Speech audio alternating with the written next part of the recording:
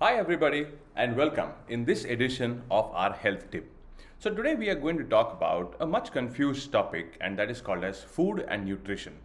See, most of us understand that whatever we eat, since it is cooked at home, since it is sourced from good people, since it is eaten at good places, it must be very nutritious. But more often than not, food that we eat is not as nutritious as we think it is. Again, nutrition is obtained only from the food that you eat. So all nutrition that you get is always from food. But all food is not always very nutritious. So there is a basic distinction between food and nutrition. So everything that we eat, we call it as food. But everything that we eat may not be nutritious. And nutrition is what your body requires on a daily basis for its metabolism, for the catabolic and anabolic activities, for the growth and development. So nutrition is mostly macronutrients, micronutrients, water, and all of these in the right quantities as well. So since all food is not nutritious, it may be cooked at home, it may be made in the most hygienic conditions, it may be made with a lot of love, but it may not be very nutritious.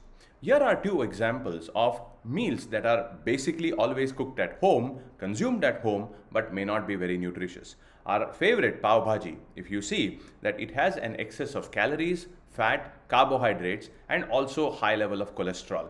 But what it actually lacks is a lot of vitamins, minerals, protein, and also essential fiber.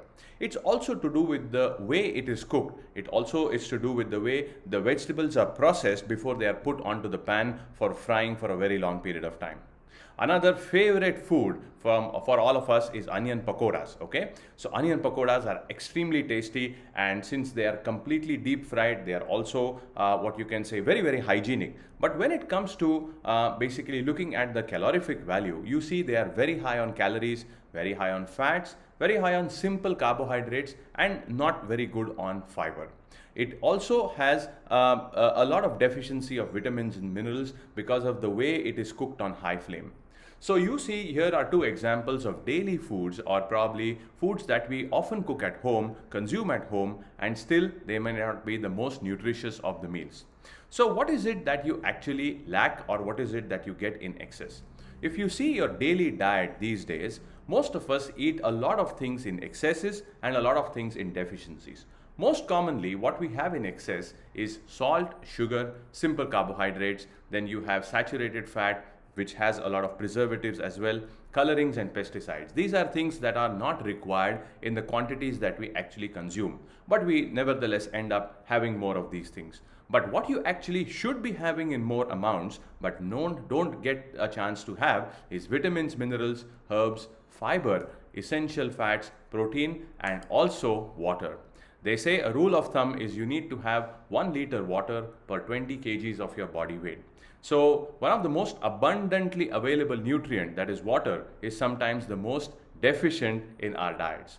So here, if you have these things in mind, and if you really are alert and a little more attentive as to what is it that you eat on a daily basis, managing your food and henceforth managing your health may not be so much of a challenge.